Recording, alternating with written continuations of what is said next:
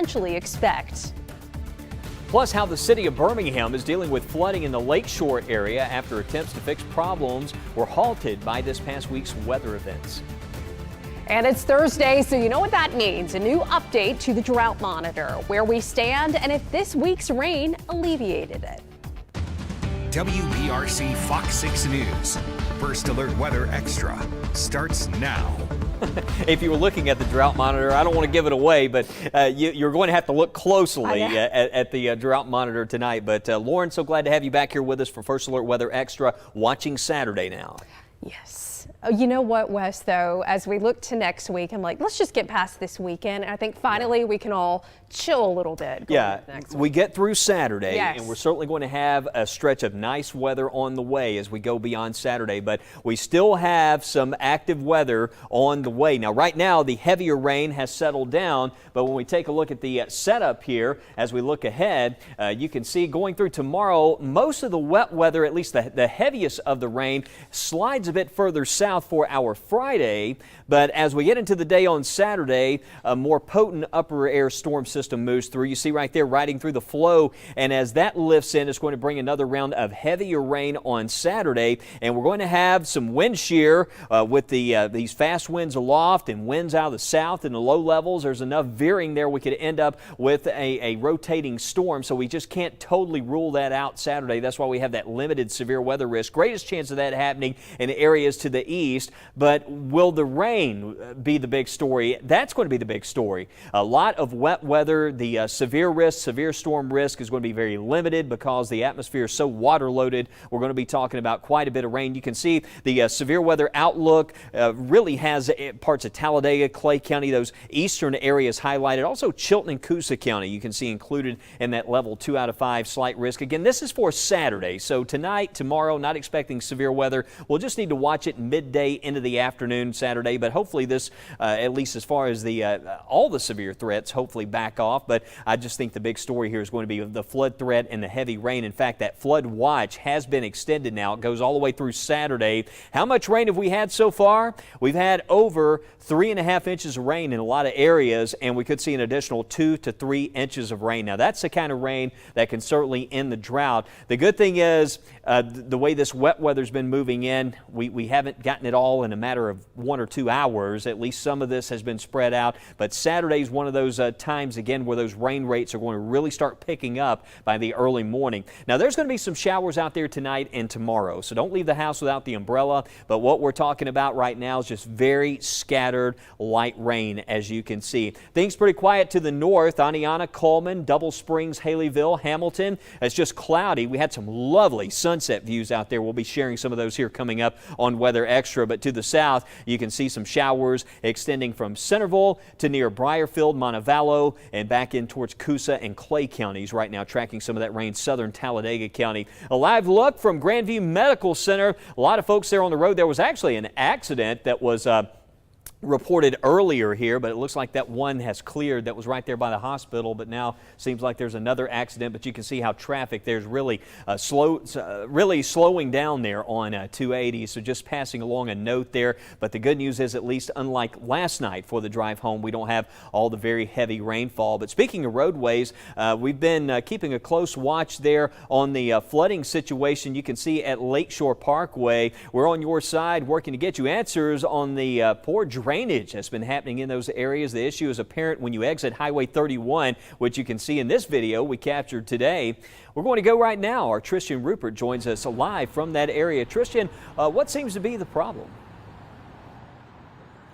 Wes, AlDOT crews say approximately 2 weeks ago they discovered a broken curb on US 31 that was allowing water to really go down and funnel on to a Lakeshore Drive, thus creating the dangerous flooded road that you saw earlier today, which we captured exiting 31. Again, not a great situation. AlDOT tells us they have developed a plan to repair that curb, though, and that a recent round of winter weather and rain that we know y'all covered greatly has delayed those repair efforts. Now, as many of you know, Lakeshore has been prone to flooding for a lot longer than 2 weeks. That's why our Morgan Hightower and I reached out to AlDOT. We asked them if this has been something that's been going on for longer than 2 weeks.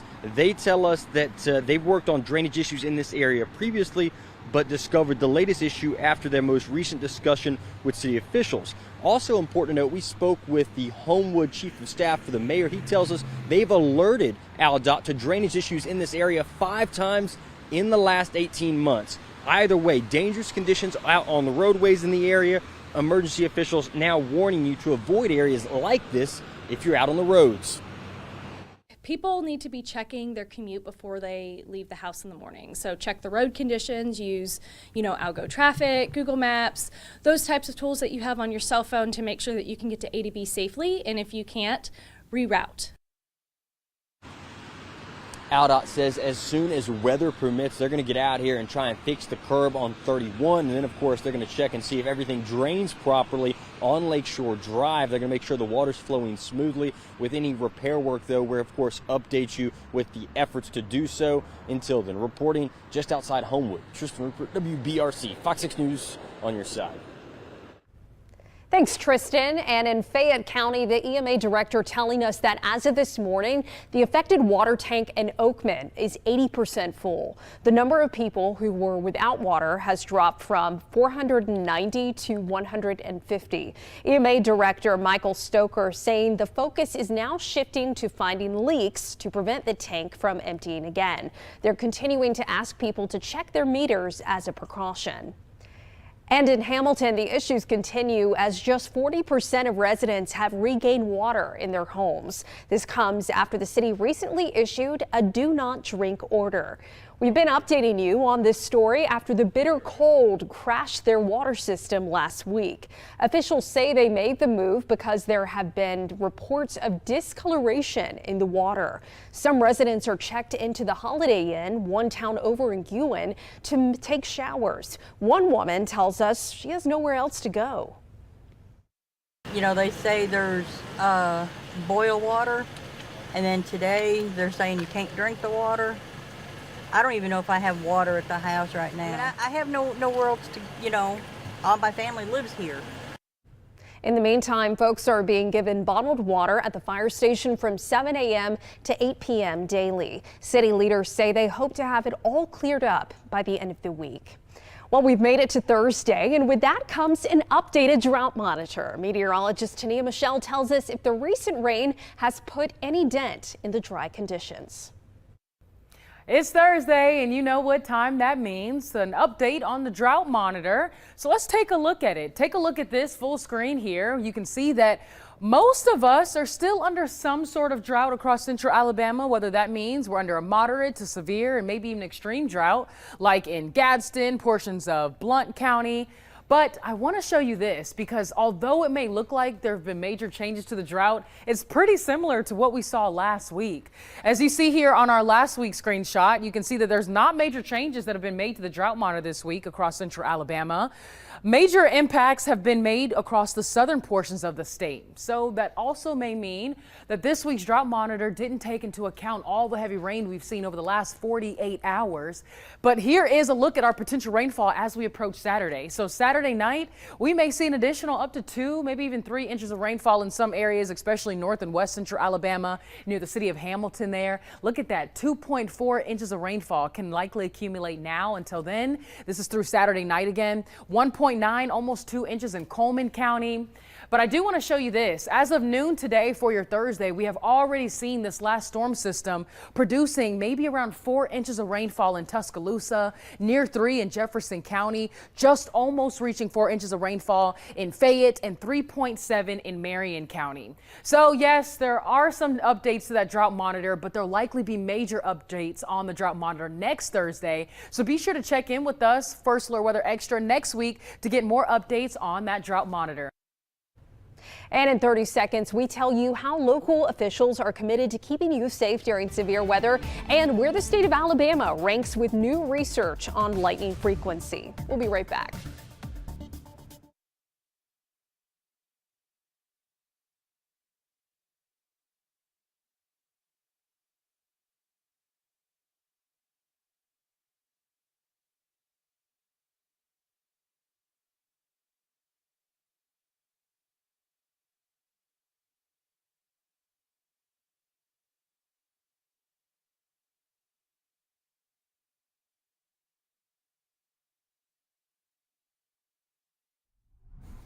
And welcome back into First Alert Weather Extra. Some lovely sunset views out there this evening. An evening glow from Rachel Bearden over Bessemer. The sky just really glowing out there tonight. We've had those clouds in place. Check out this view from McCalla. Amy Worthington sharing that also on my Facebook page. But if you have any photos like this you want to share with us, it's just one simple click. You can open up the First Alert Weather app. There's Double Springs, the view over Winston County. But what an evening out there for tonight. We've actually enjoyed a little bit of a break in the wet weather. There's still some showers to the south, but most areas here to the north especially, that heavier rain at least has ended for now. We will have some more heavy rain coming back for the weekend. We have declared another First Alert Weather Day for Saturday for that risk of flooding making a big return. We'll talk about it coming up in this 7-day forecast.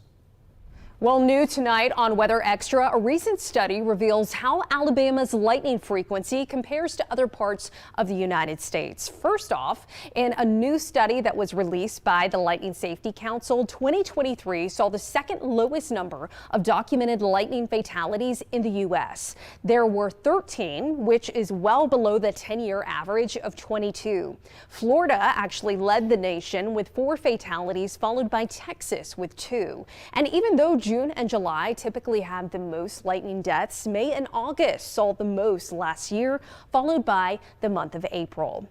Alabama is ranked 3rd in lightning deaths by state, but ranks 2nd in lightning deaths per million people across the country. Washington, D.C., believe it or not, is the highest ranked.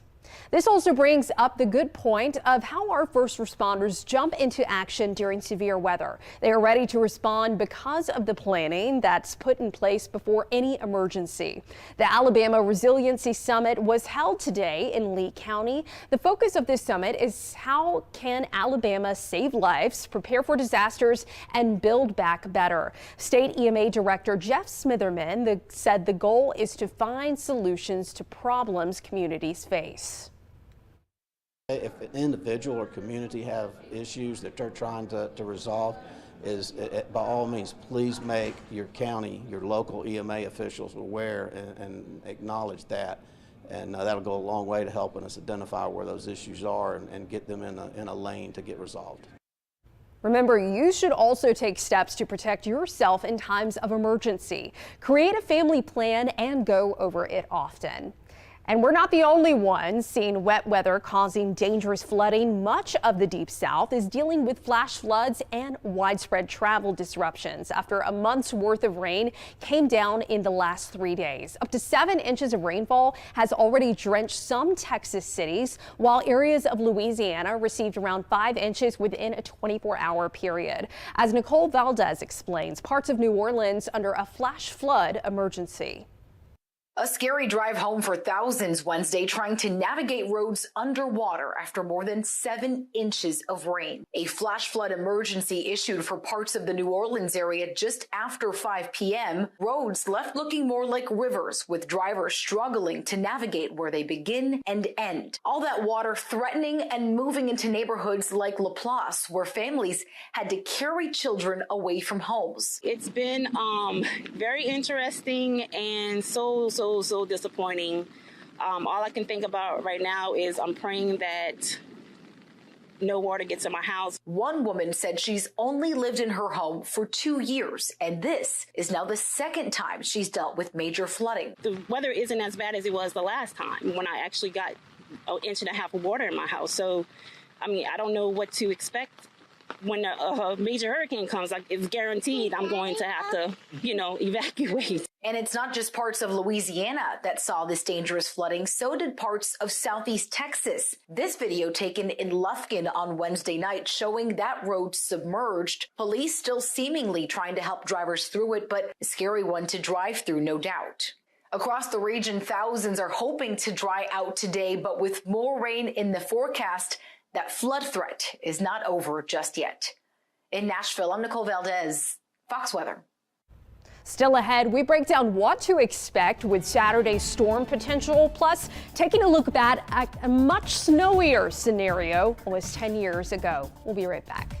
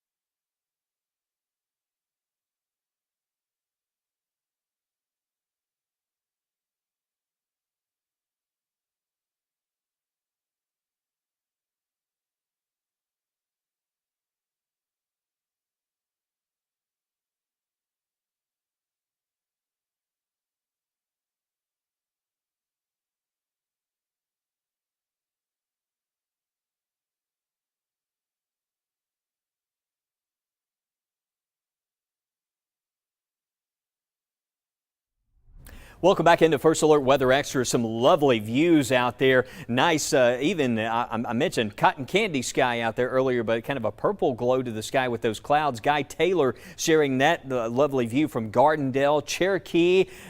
Porter Johnson, what a beautiful sky. Barry Johnson in Tuscaloosa. This is also, you always hear that saying, red sky at night, sailor's delight. Hopefully, at least tonight, we won't have any rumbles waking us up, but you can see even Warrior also beautiful sky there for this evening, but certainly a more serene picture here this evening across Alabama. Not heavy rain finally. After, a couple days just off and on downpours impacting the area. It's mostly light showers that's still out there, but you'll notice the temperatures really haven't changed much. We're still in this soupy air mass that's going to keep the sky cloudy. Might be a few sprinkles, even though you don't see a lot of rain. So just hang on to the umbrella just in case there's a shower or a brief downpour that pops up overnight and into tomorrow morning. That chance is going to stay there in this active setup that we have, but the heaviest rain we see coming back on Saturday. This is the latest high-resolution data, and again, it doesn't paint a soaking rain for tonight, but we see indicators that there still could be a few scattered showers again overnight tonight, and maybe a little bit of fog as well. Need to watch out for that later on tonight. Could see some dense fog developing in some locations. That south breeze hopefully will help us out with respect to fog, but the possibility is certainly there. Tomorrow, you can see most of the day we're just seeing scattered showers, not a lot of rain until we get to Saturday, and then that's when we could see some heavier rain moving into the area, and that risk for flash flooding will go way up. Now there is a brief window when we could see enough instability, wind shear to where we could see a rotating storm. There's a slight risk for severe weather that's mostly for our south and eastern areas here, but if we get a lot of that rain in, there's certainly a lot of lift in the atmosphere. As you can see, a lot of what you're looking at here is that very buoyant, mild, muggy air, and that's going to feed some heavy downpours. And typically when you have an event like this and it mostly evolves into a heavy rain event, you really see that severe weather risk, or at least a risk for tornadoes and severe thunderstorms. That starts to really go away. So hopefully, at least that aspect of this, we can see some improvement in the new data and lessen that risk. But right now, I do think a lot of rain for the entire area Saturday, and then you can see all that muggy air starting to move out of here as we get into Sunday. We'll have cooler conditions, colder conditions, 50 degrees there for a high temperature. Some areas in the 40s on Sunday with clouds, so a noticeable drop off there temperature-wise, but at least we're not seeing single digits as we go into next week. Looks like very seasonal conditions and a stretch where we're going to have some sunny weather there Monday through at least the middle of next week. But we do have the month of February now on our First Alert weather calendar, and we'll check on that coming up. But also coming up Sunday, can you believe it's been 10 years? It's the anniversary of that one day we always talk about when it comes to winter weather, Snowmageddon. And I'm sure you have your stories from that day. I have my own stories as well. It was a forecasting mess because that day we were seeing a winter storm over South Alabama, but the storm track shifted. We saw more of that snow in our part of the state. And not only that, we had temperatures in the teens, and so many times around here, it's like, is it cold enough to snow? It's always right there around 31, 32 degrees, but when you have temperatures as low as 18, 19 degrees, everything turned to ice. Even though you can see the snow coming down there, wasn't heavy snow, but certainly enough to cause icy roads. And meteorologist Lauren Linehan. Lauren, of course, we're going to be talking a lot more about that event coming up tomorrow, but I remember we were here for a couple of days at the Motel Fox 6 there through the overnight hours. It was a long few days. Better you than me. Yeah, I remember being stuck in traffic in Atlanta. Highly would not recommend that. Horrible experience, but hey, makes a good story for the grandkids one day. Now, as we look at our First Alert weather calendar for tonight, I'm not seeing anything snowpocalypse worthy as we look ahead into February.